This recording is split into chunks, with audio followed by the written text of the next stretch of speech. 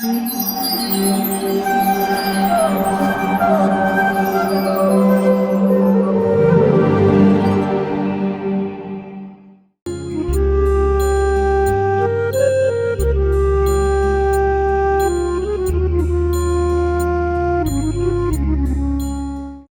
कृष्ण। तो समुद्र मंथन के इस लीला कथा श्रवण में आप सभी का स्वागत है। पिछले सत्रों में हमने सुना कि किस प्रकार से देवतागण दुर्वासा मुनि के श्राप के कारण अपने ऐश्वर्य से रहित हो गए थे। सारे देवता ब्रह्मा जी के पास जाते हैं और ब्रह्मा जी से प्रार्थना करते हैं। ब्रह्मा जी इन सभी को श्वेत द्वीप लेकर जाते हैं और भगवान विष्णु का वहाँ पे इन्हें दर्शन प्राप्त होता है। भगवान विष्णु देवताओं को समुद्र मंथन करने के लिए कहते हैं और देवताओं को सलाह देते हैं कि समुद्र मंथन में एकाग्र रहना। अमृत जब निकलेगा तो केवल अमृत पर फोकस होना चाहिए। और उसके बाद फिर पूरा विस्तार से हमने सुना किस प्रकार देवता और असुर संधि करते हैं और मंदर पर्वत को लेकर आते हैं। भगवान समुद्र मंथन को शुरू करने के लिए संपूर्ण सहायता देते हैं। भगवान ही विस्तार करके मंदर पर्वत को धारण करते हैं। भगवान ही विस्तार करके मंदर पर्वत के ऊपर बैठते हैं और भगवान ही देवताओं और असुरों के अंदर शक्ति संचालित करते हैं। तो इस प्रकार से समुद्र मंथन शुरू होता है और सबसे पहले समुद्र मंथन में निकलता है हालाहल विष, जिसको भगवान शिव स्वीकार करते हैं और सदा सदा के लिए वो नीलकंठ के नाम से जाने जाने लगे। उसके बाद आगे की कथा हम आज से श्रवण करने वाले हैं।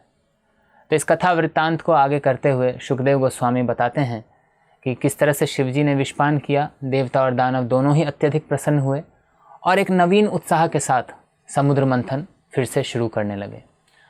तो समुद्र मंथन होने के साथ अब उसमें से अलग अलग वस्तुएं निकलने वाली हैं। तो सबसे पहले उत्पन्न हुई सुरभि गाय। भगवान श्री कृष्ण अपने निज धाम गोलोक में रहते हैं और गोलोक धाम में अनगिनत सुरभि गायें भगवान की सेवा में लगी हैं। चिंतामणि प्रकर सदमशु कल्प वृक्ष लक्षावृतेषु सुरभि। तो सुरभि गायें भगवान को बहुत प्रिय हैं। गायें भगवान को प्रिय हैं। सुरभि मतलब जो अनगिनत मात्रा में दूध देती है। कभी भी आप दूध निकाल सकते हैं, ऐसी गाय आज मिल जाए तो ऊपरी लोकों में भी सुरभि गाय निवास करती है। तो ये स्वर्ग की सुरभि गाय प्रकट हुई। तो सुरभि गाय को यहाँ पे शुकदेव गोस्वामी हविर्धानी कह के संबोधित करते हैं। हविर्धानी मतलब जो मक्खन की स्रोत है। अब हम सभी जानते हैं कि गाय से जो सबसे बहुमूल्य वस्तु हमें प्राप्त होती है वो है दूध। दूध से हम मक्खन बनाते हैं, मक्खन से हम घी बनाते हैं और घी यज्ञ के लिए सबसे प्रमुख सामग्री है। तो समुद्र मंथन के समय वहाँ पे देव, दानव, आकाश में ऋषिगण, मनुष्य सब स्थित थे। तो ऋषियों ने आकर उस सुरभि गाय को ले लिया। क्यों? क्योंकि उनको घी से यज्ञ करना था। अब असुर जो हैं उनको यज्ञ में ज़्यादा रुचि है नहीं, उनको भोग करने में रुचि है। यज्ञ करने में तपस्या लगती है, व्रत करना पड़ता है। देवताओं को तो भगवान ने कहा था कि आपको अमृत पर ध्यान रखना है। तो ऋषियों ने जब सुरभि गाय का वर्ण कर लिया तो दानव कुछ नहीं बोले, बोले ठीक है इनको आप ले जाइए। तो गायों की बहुत महिमा हमारे शास्त्रों में गाई गई है और गाय का पालन करने से ही मनुष्य जो है वो पाप रहित हो जाता है। आज क्योंकि गायों का कत्ल हो रहा है, लोग गायों का मांस खा रहे हैं, दूध नहीं पी रहे हैं, इस वजह से समाज जो है वो उथल पुथल हो रखा है। तो इसके ऊपर तो कई जगहों पर शास्त्रों में वर्णन किया गया है। भगवान श्री कृष्ण स्वयं गोविंद के नाम से जाने जाते हैं। गो यानी गौएं, और जो गौओं को आनंद प्रदान करते हैं। तो गाय की सेवा करने वालों को भक्ति प्रदान होती है। तो इसीलिए ये बहुत महत्वपूर्ण है। घटनाक्रम में आगे चलते हुए शुकदेव गोस्वामी बताते हैं कि गाय के बाद समुद्र मंथन से एक श्वेत रंग का अश्व प्रकट हुआ। इस अश्व का नाम था उच्चैःश्रवा। उच्चैःश्रवा इतने अद्भुत घोड़े थे, ये कहीं भी जा सकते हैं। तो उस समय पे जो असुरों के राजा थे बलि महाराज, उनकी इच्छा हुई ये घोड़ा मुझे चाहिए। अब देवताओं ने संधि कर रखी है, असुर बलवान है इस समय। तो राजा इंद्र ने ज़रा सा भी आवाज़ नहीं उठाया, बोले ठीक है आप ले लो घोड़ा, हमें तो लास्ट में बस अमृत चाहिए, उसी के लिए हम ये प्रयास कर रहे हैं। तो बलि महाराज ने उस घोड़े को स्वीकार कर लिया। इसके बाद और समुद्र मंथन चला। तब उत्पन्न हुए हाथियों के राजा ऐरावत। ये हाथी 4 दांत हैं इनके, ऐरावत। हम सब जानते हैं राजा इंद्र, उनकी सवारी है ऐरावत। तो ऐरावत जो है वो स्वर्ग में निवास करते हैं, समस्त हाथियों के राजा हैं, अत्यंत बलशाली हैं। 10,000 दिग्गजों जितना इनमें बल होता है ऐरावत में। इनका श्वेत जो दांत है, इसकी महिमा बताई है, इतना श्वेत था कि भगवान शिव के कैलाश को भी मात दे रहा था। तो आगे मंथन और हुआ। इसके बाद 8 और हाथी निकले, महान हाथी उत्पन्न हुए, बड़े बड़े हाथी जो समस्त दिशाओं में जा सकते थे, और उनके साथ 8 हथनियाँ भी उत्पन्न हुई। ये सब स्वर्गलोक में चले गए। देवता दानव ये सब, इनका लक्ष्य क्या है कि अंत में अमृत निकलेगा, उसे प्राप्त करना है। तत्पश्चात और मंथन हुआ। मंथन के बाद निकले कौस्तुभ मणि और भगवान के पद्मराग मणि। अब ये 2 मणियाँ जो हैं, ये इनका कोई मूल्य नहीं है और इनको भगवान धारण करते अपने वक्ष स्थल पे। तो भगवान विष्णु ने इनको पाने की इच्छा व्यक्त की। वहीं विराजमान है मंदर पर्वत के ऊपर। भगवान विष्णु कुछ इच्छा करें और वो उन्हें प्राप्त ना हो, भगवान सत्य संकल्प हैं। तो मणि भगवान ने स्वीकार कर ली, देव दानव कुछ न बोले। इस प्रकार से आगे और मंथन चला। फिर उत्पन्न हुए पारिजात। पारिजात वृक्ष की महिमा जो है ये आपको दशम स्कंध में सुनने को मिलेगी। दशम स्कंध में सत्यभामा वो पारिजात फूल की इच्छा करती हैं। भगवान श्री कृष्ण स्वर्ग जाते हैं और स्वर्ग से एक पारिजात फूल लाके माता रुक्मिणी को दे देते हैं। अब ये पारिजात वृक्ष जो है ये कल्प वृक्ष है। ये स्वर्ग में रहने वाले देवताओं की समस्त इच्छाएं पूरा करता है। अगर एक फूल पारिजात का, कहते हैं आचार्यगण, यहाँ रख दिया जाए तो ये पूरा मुंबई नगरी जो है ये सुगंधित हो उठेगा। तो हम तो कल्पना नहीं कर सकते ऐसा। तो ये पारिजात जो है ये स्वर्ग में चले गए। उसके पश्चात पारिजात के बाद कुछ अप्सराएं प्रकट हुई मंथन से। ये अप्सराएं जो थी बहुत तरुण थी, बहुत आकर्षक वस्त्र धारण किए थे इन्होंने, और ये सब स्वर्गलोक को चली गईं। अब यहाँ देवता दानव दोनों ही चुप हैं। दानव सोच रहे हैं कि स्वर्ग पे तो हमारा आधिपत्य है, ये सब स्वर्ग जा रहा है, बाद में हमको ही मिल जाएगा, अभी फोकस करिए मंथन पे और अंत में जो निकलेगा अमृत उस पे। देवता भी जानते हैं भगवान का पूरा बड़ा सा प्लान चल रहा है, हमें चुप रहना है, ये सब बाद में मिल जाएगा। भगवान की वाणी इंद्र और देवता हमेशा याद रखे हुए थे पूरे मंथन के समय।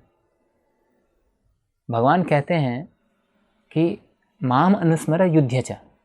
गीता में भगवान का उपदेश है अर्जुन को कि हे अर्जुन, युद्ध करो लेकिन मेरा स्मरण करते हुए करो। तो कई बार हमको ऐसा लगता है कि भगवान का स्मरण करूंगा तो कार्य कैसे होगा। लेकिन जब हम कुछ भी कार्य कर रहे होते हैं, क्या हमें भौतिक चीज़ें, कोई गाने, कोई घर के प्रसंग वो मन में नहीं आते? कोई व्यक्ति ऐसा है जो बोले कि मैं जब कार्य करता हूँ तो मेरा पूरा ध्यान यहीं पे रहता है और ज़रा सा भी मन इधर उधर नहीं भटकता, योगी ही होगा। तो होते हैं ऐसे लोग, ध्यानपूर्वक एक कार्य में लगे, लेकिन कई बार मन में दूसरे विचार भी आते हैं। तो भगवान कह रहे हैं इस तरह से अपने मन को ट्रेनिंग दो अर्जुन कि युद्ध करते समय चिंतन मेरा हो। तो ये बहुत ही महत्वपूर्ण कला है, हम सब भक्तों को प्रयास करना चाहिए। साधक मतलब जो साधे, किसी भी कार्य को साधने के पीछे मेहनत लगती है, आसानी से प्राप्त नहीं होता। तो जब हम साधना भक्ति में हैं तो हमारा लक्ष्य क्या है ये हमें पता होना चाहिए। प्रतिदिन हम इस्कॉन के केंद्रों में सुबह सुबह 10 नाम अपराधों का उच्चारण करते हैं और उसमें अंत में कहते हैं जीवन का लक्ष्य क्या है, कृष्ण प्रेम। हर भक्त को इनसे बचना चाहिए, इन अपराधों से बचना चाहिए अगर लक्ष्य प्राप्त करना है, जो कि है कृष्ण प्रेम। प्रतिदिन हम अब अपने आप को हम याद दिलाते हैं कि लक्ष्य क्या है, कृष्ण प्रेम प्राप्त करना। संसार में अच्छा सुख सुविधा नहीं है लक्ष्य। भक्ति करते हुए बहुत सारी चीज़ें सुलभ हो जाती हैं, ये लक्ष्य नहीं है। साधक का मन जो है वो एक जगह केंद्रित होना चाहिए, व्यवसायात्मिका बुद्धि, इसको भगवान गीता में बताते हैं। देवता भगवान के शरणागत हैं, भगवान जैसा कहते हैं ये वैसा पालन करते हैं। तो ये भी पूरा फोकस है इनका कि मंथन से अमृत निकलेगा, हमें अमृत प्राप्त करना है और भगवान यहीं पर विराजमान है। बाकी चीज़ों के लिए लालच नहीं दिखाना, लालच वो मनुष्य को नीचे लेके जाता है। तो भगवान ने देवताओं को विशेष ये एक इंस्ट्रक्शन दिया था कि क्रोध मत करना, लालच मत करना, है ना। क्रोध और लालच ये जो हैं व्यक्ति को पतन की ओर लेके जाते हैं। अगर हमें कोई वस्तु प्राप्त हो जाए हमारी इच्छा से तो हमारी लालच बढ़ जाता है, और प्राप्त ना हो तो क्रोध आता है। तो क्रोध और लालच में जीव जो है ऊपर नीचे करता रहता है। सभी इससे पीड़ित हैं, लेकिन जिसने इसके ऊपर संयम कर लिया वो भक्ति में बहुत तेज़ी से आगे बढ़ता है। तो इस प्रकार से ये सब मंथन से प्रकट हो रहा है और देवता और दानव लगे हुए हैं। अब इसके बाद प्रकट हुई, इन हाथियों के बाद, पारिजात वृक्ष के बाद प्रकट हुई माता लक्ष्मी। माता लक्ष्मी रमा देवी जो भगवान द्वारा भोग्या हैं और उन्हीं को समर्पित रहती हैं, वो बिजली की भांति प्रकट हुई वहाँ पे। माता लक्ष्मी के बारे में बताया जा रहा है यहाँ पे कि उनकी कांति संगमरमर के पर्वत को जो बिजली चमकती है, जो उजागर करती है, उससे भी ज़्यादा थी कांति। कभी आपने ऐसा रूप देखा है कि वो बस व्यक्ति खड़ा हो जाए या कोई स्त्री ऐसी आ जाए, चमक ऐसी हो कि ट्यूबलाइट की ज़रूरत ना पड़े आपको? तो ये ऊपरी लोकों के निवासियों के बारे में जब इतनी महिमा थे तो स्वयं माता लक्ष्मी है, भगवान की आध्यात्मिक शक्ति तो केवल भगवान द्वारा भोगी जाती है। भगवान गीता में कहते हैं, भोक्तारम यज्ञ तपसाम सर्वलोक महेश्वरम सुहृदम सर्वभूतानाम ज्ञात्वा माम शांति मृच्छति। अगर शांति प्राप्त करनी है तो एक बात को हमें समझ लेना चाहिए। क्या? भोक्तारम यज्ञ तपसाम सर्वलोक महेश्वरम। भगवान ही भोक्ता हैं, भगवान ही यज्ञपति हैं, भगवान ही समस्त लोगों के ईश्वर हैं। तो जो भी मेरे पास है वो भगवान की कृपा से आ रहा है, मुझे इसका प्रयोग भगवान की सेवा में करना है। अगर ऐसा कर पाए तो शांति मिलेगी, नहीं कर पाए तो अशांत रहेंगे। Simple piece formula Bhagavad Gita में भगवान ने दिया है, 5वें अध्याय के 29वें श्लोक में। माता लक्ष्मी हमेशा नारायण के चरणों में रहती हैं। तो भक्त का कार्य होता है लक्ष्मी को लेकर नारायण की सेवा में लगाना। अगर हम लक्ष्मी को भोगने का प्रयास करेंगे तो परिणाम क्या होगा, ये रावण के प्रसंग से सीख लेना चाहिए। रावण लक्ष्मी को भोगना चाहता था। असुरों का यही रहता है। भगवान गीता में 16वें अध्याय में बताते हैं, असुर मतलब वो क्या सोचता है, ईश्वरो अहम, अहम भोगी, भोक्तारम बलवान सुखी। मैं ही ईश्वर हूँ, मैं ही भोगी हूँ, मैं बहुत सिद्ध हूँ, मैं बहुत बलवान हूँ। ऐसा भाव असुरों का होता है। हम सब टाइनी टाइनी पैकेट्स हैं, हम सारे ये कलयुग में छोटे छोटे टाइनी पैकेट घूम रहे हैं असुरों के। ऐसा नहीं है कि किसी कवि ने भजन में लिखा है कि हर घर में रावण बैठा आज, लेकिन हर घर में राम भी है। तो भगवान राम की शरण में जाएंगे, रावण अपने आप खत्म हो जाएगा। भगवान तो हर जगह हैं, लेकिन भगवान के अर्चा विग्रह की पूजा करना, घर में भोग लगाना उनको, यानी एक गृहस्थ जो धन कमाता है उस धन का प्रयोग करता है वो घर में भगवान को स्थापना करके उनकी सेवा करने में, घर में भगवान की कथा करने में, भगवान के शास्त्र पढ़ने में, भगवान के मंदिरों में अपना योगदान देने में, शरीर से, धन से, मन से। इससे क्या हो रहा है, इससे लक्ष्मी जो है वो भगवान की सेवा में लग रही है।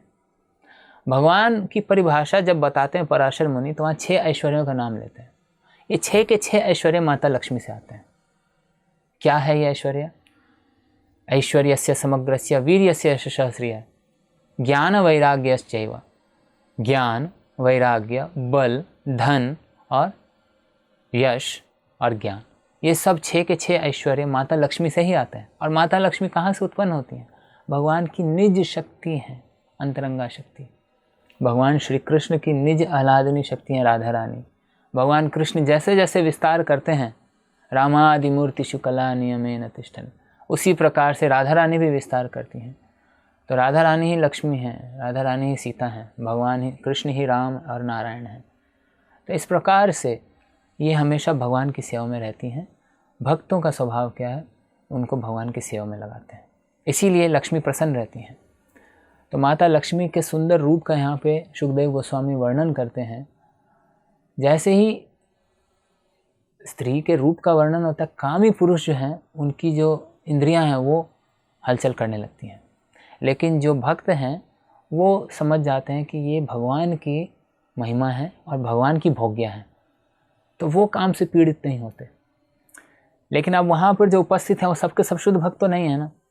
तो समुद्र मंथन कर रहे हैं दानव, देव और वहाँ पे अन्य मनुष्य, वो भी प्रकट हैं, वो भी वहाँ पर हैं। तो माता लक्ष्मी जैसे ही वहाँ पर प्रकट होती हैं, सबके मन में इच्छा आती है कि हमको प्राप्त हो जाए। देखिए ये भाव है। क्यों? क्योंकि माता लक्ष्मी जो है धन, सौंदर्य, इन सब की स्रोत हैं। सबको चाहिए इस संसार में, किसको धन नहीं चाहिए, किसको ऐश्वर्य नहीं चाहिए? भक्तों को भी चाहिए, लेकिन भक्तों को क्यों चाहिए? ताकि वो भगवान की बड़ी बड़ी सेवा कर सकें। प्रभुपाद जी के समय पे एक बार अखबार में एक न्यूज़ आया था कि कोई मायावादी सन्यासी था, वो धन को देख के ऐसे हाथ करता, मुझे धन नहीं चाहिए, मैं विरक्त हूँ। प्रभुपाद बोले सारा धन लेकर आओ, मैं ऐसे धन को गले लगाऊंगा, मेरा फ़ोटो खींचो और न्यूज़पेपर में छापो। हम पूरा का पूरा धन जो है भगवान की सेवा में लगा सकते हैं। एक बार प्रभुपाद एयरपोर्ट पे बैठे थे, तो एक प्रेस रिपोर्टर, ये वीडियो यूट्यूब पे भी है, आप देख भी सकते हैं। तो वो प्रेस रिपोर्टर प्रभुपाद से पूछता है एयरपोर्ट पे कि आप कितना धन कमा लेते हैं? तो प्रभुपाद बोले सारा का सारा धन, प्रॉब्लम यह है कि आप दे नहीं रहे हैं। तो कितना धन आपके पास है? तो प्रभुपाद मुस्कुरा देते हैं। फिर बाद में बोलते हैं प्रभुपाद हम पुस्तक वितरण करते हैं, उससे हमें मुख्य धन प्राप्त होता है और उससे हम प्रचार कार्य में लगते हैं। तो कहने का अर्थ ये है कि हमारे आचार्यों ने हमें सिखाया है, वैराग्य का असली अर्थ ये है कि कृष्ण संबंधी सब चीज़ों को देखना। निर्बंध कृष्ण संबंधे युक्त वैराग्यम उच्यते। अगर कृष्ण से संबंधित वस्तुओं को हम नहीं देखते तो वो फल्गु वैराग्य कहलाता है। कृष्ण से संबंधित न देखने के कारण या तो हम उसको भोगते हैं या हम उसको हाँ ये मेरा नहीं है त्याग देते हैं। दोनों ही गलत हैं, दोनों ही बंधन में डालते हैं। लेकिन हर चीज़ कृष्ण से संबंधित देख के कृष्ण की सेवा में अगर उसको लगा दें, भगवान की सेवा में लगा दें, तो इसमें हमारी महिमा है। भगवान ऐसे भक्तों के लिए हमेशा झुके रहते हैं। तो माता लक्ष्मी प्रकट हुई और भगवान जो हैं वहीं पर विराजमान हैं। आगे हुआ क्या, देवता जितने भी हैं, अब देवता वो माता लक्ष्मी को प्राप्त करना चाहते हैं, लेकिन असुरों के प्रति नहीं, असुरों की भांति नहीं।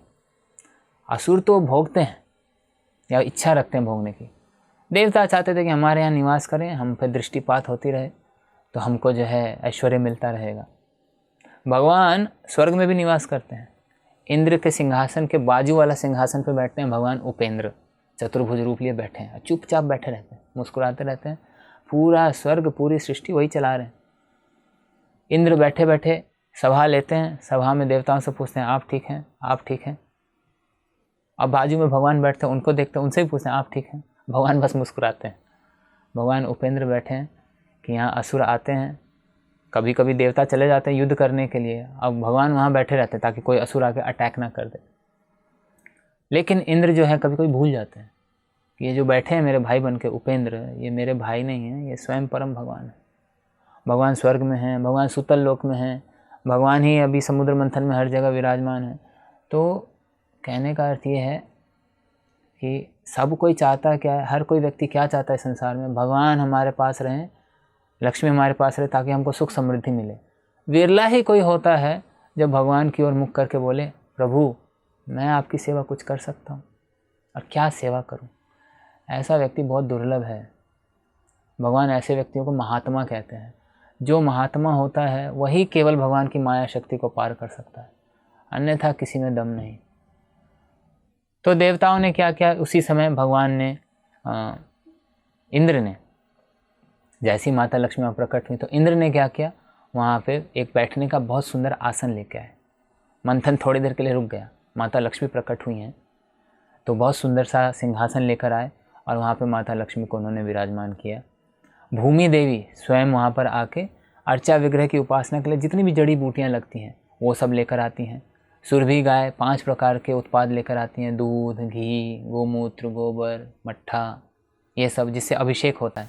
आप सब ने देखा होगा हमारे इस्कॉन के मंदिरों में, और जब भगवान का अभिषेक होता है तो भांति भांति प्रकार के दूध, दही, मक्खन, फलों के रस, उनसे भगवान का अभिषेक होता है और वो सारा चरणामृत एक पात्र में जमा कर लिया जाता है और बाद में सभी भक्तों को बांट दिया जाता है। विष्णु पुराण में कहा गया है अकाल मृत्यु हरणम सर्वव्याधि विनाशनम विष्णु पादोदकम पीत्वा पुनर्जन्म न विद्यते। तो प्रत्येक दिन इस्कॉन के केंद्रों में भगवान के अर्चा विग्रह का अभिषेक होता है और विष्णु पादोदकम पीत्वा, उस जल को, उस चरणामृत को हम जब प्राप्त करते हैं, शास्त्र क्या कह रहा है, पुनर्जन्म न विद्यते। तो प्रतिदिन भगवान के चरणामृत को श्रद्धापूर्वक माथे से लगा कर ग्रहण करना चाहिए और स्मरण करना चाहिए भगवान के चरणों का कि भगवान आपका ये चरणामृत मैं पी रहा हूँ, कृपया मुझे इस जन्म मृत्यु के चक्र से छुड़ा दीजिए। तो अभिषेक करने के लिए सारी सामग्री इस प्रकार से आई, माता लक्ष्मी का वहाँ पे अभिषेक करना शुरू किया गया और इस प्रकार से ऋषियों ने वहाँ पे शास्त्रों के अनुसार जो वैदिक मंत्र हैं उनका उच्चारण किया और माता लक्ष्मी का अभिषेक किया। बादल जो है वो व्यक्तिगत रूप में वहाँ पर आ गए, साक्षात प्रकट हुए। मृदंग, पण, सूरज, तुरई और क्या क्या वाद्य यंत्र बजाने लगे, शंख बजने लगे, वहाँ पे वीणा बजने लगी। फिर एक एक करके जितने भी महान देवी देवता थे वो प्रकट हुए, है ना। सारे दिग्गज जितने थे, दिग्गज यानी जो अलग अलग दिशाओं में जाने वाले हस्ती, हाथियाँ, ये हाथी जो हैं बड़े बड़े मटके लाकर उस गंगा का जल लाकर, आकाश गंगा, स्वर्ग में जो गंगा बहती है, उनका जल ला के माता लक्ष्मी का स्नान कराते हैं। माता लक्ष्मी के हाथ में एक कमल फूल है, वो वैसे ही बैठी हैं, परम साध्वी हैं माता लक्ष्मी, भगवान का स्मरण कर रही हैं वो बैठ के, उनका मन हमेशा भगवान पर है और वो वेट कर रही हैं अभी, क्योंकि भक्त लोग भगवान माता लक्ष्मी को जो हैं वो सत्कार कर रहे हैं, तो माता लक्ष्मी उसको स्वीकार भी कर रही हैं। समुद्र से उत्पन्न हुई हैं, इसीलिए माता लक्ष्मी को समुद्र की पुत्री भी कहा जाता है। तो समुद्र जो है वो साक्षात रूप में आके माता लक्ष्मी को पीले रेशमी वस्त्र प्रदान करते हैं। आपने देखा होगा प्राय अभिषेक जब भी होता है भगवान का तो पीले कपड़े पहनाए जाते हैं भगवान को, तो ये परंपरा है। फिर उसके बाद वरुण देवता आते हैं और बहुत सुंदर फूलों की एक माला माता लक्ष्मी को अर्पण करते हैं, जिसकी ओर भंवरे जो हैं वो गुनगुना रहे थे। उसके पश्चात माता सरस्वती आती हैं, वो उनको एक कमल प्रदान करती हैं। प्रजापति विश्वकर्मा आते हैं, उनको बहुत सुंदर सुंदर आभूषण प्रदान करते हैं। नागलोक के वासी आके माता लक्ष्मी को सुंदर कुंडल प्रदान करते हैं। तो इस तरह से हर कोई जो है माता लक्ष्मी को कुछ, कहीं ऐसा वर्णन नहीं है कि असुरों ने आके कुछ दिया हो। देवता, ऋषि, नागलोक के सब लोग आके माता लक्ष्मी को कुछ ना कुछ भेंट दे रहे हैं। असुरों का वर्णन ही नहीं है कि उन्होंने आके लक्ष्मी को दिया, उनकी दृष्टि चल रही है कि कब हम भोगें इसको। ये इतनी निकृष्ट बुद्धि है इनकी। हम जब भी भगवान के पास जाएं, साक्षात लक्ष्मी नारायण विराजमान है, राधा कृष्ण विराजमान है, सीताराम विराजमान है मंदिर में, जब भी जाएं कुछ लेकर जाएं।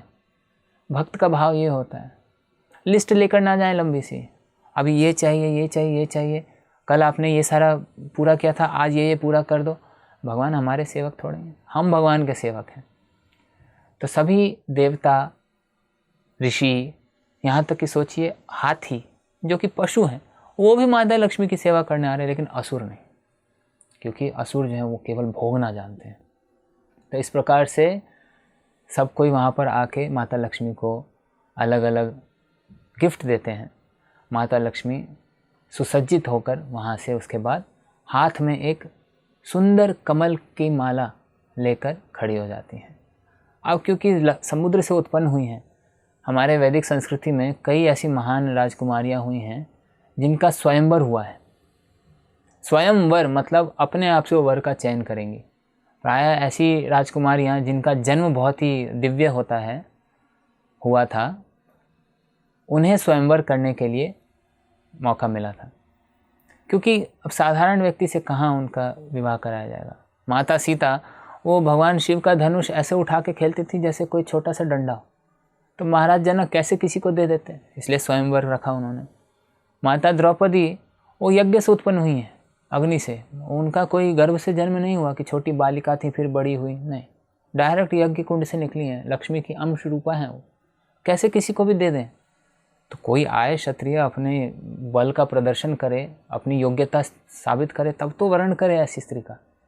तो माता लक्ष्मी समुद्र से उत्पन्न हुई हैं, ब्रह्मा जी आके उनकी प्रार्थना कर रहे हैं, शिव जी आके स्तुति कर रहे हैं, सब के सब माता लक्ष्मी को भेंट दे रहे हैं, उनको कौन वर्ण कर सकता है, वो तो खुद चुनेंगी। माता लक्ष्मी इस प्रकार से खड़ी होती हैं अपने हाथ में सुंदर सी एक माला लेके, और वो जाती हैं, देखती हैं। माता लक्ष्मी ध्यानपूर्वक सबको देखती हैं, सभा का निरीक्षण करती हैं, सब में कुछ ना कुछ दोष दिखता है उनको। ये बड़ा ही शिक्षाप्रद प्रसंग है ये। इससे भगवान और अन्य जीवों में भेद स्पष्ट हो जाता है।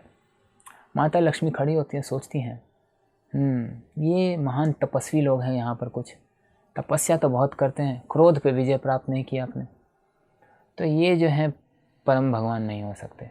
माता लक्ष्मी जानती हैं भगवान कौन है, एक लीला चल रही है। कई ऐसे महान ऋषि हुए, दुर्वासा ऋषि जैसे, तपस्या बहुत है लेकिन क्रोध पे कंट्रोल नहीं होता। शुष्क तपस्या जो है वो इस प्रकार से क्रोध को जन्म देता है। अगर तपस्या भक्ति के अनुकूल नहीं है तो वो तपस्या अहंकार को और क्रोध को बढ़ाता है। फिर माता लक्ष्मी देखती हैं किसी के पास तो ज्ञान है लेकिन भौतिक इच्छाएं जीत नहीं पाए। देवताओं की बात कर रही हैं, ज्ञान बहुत है, भौतिक इच्छाएं बहुत हैं।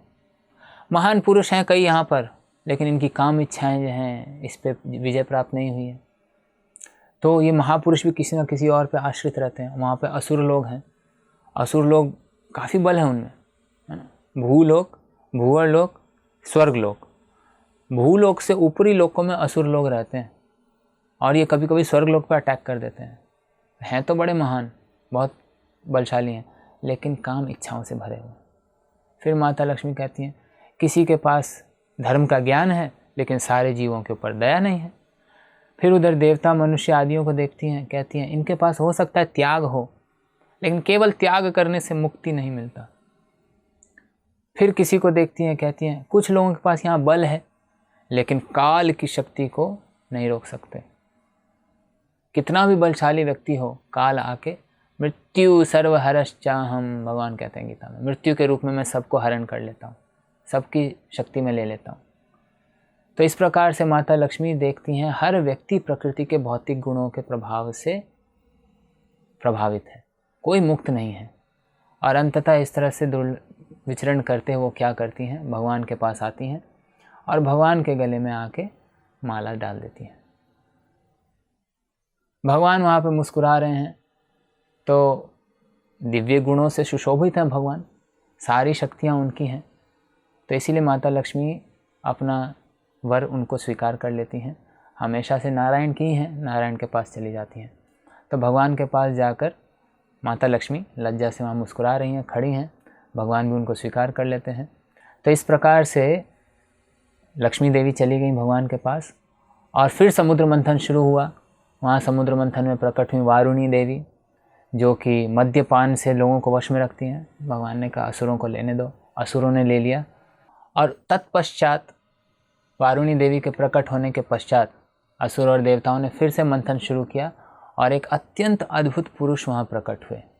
अब ये अद्भुत पुरुष कौन हैं, ये क्या लेकर आए थे, आगे क्या हुआ, इसकी चर्चा हम करेंगे अगले सत्र में। हरे कृष्ण।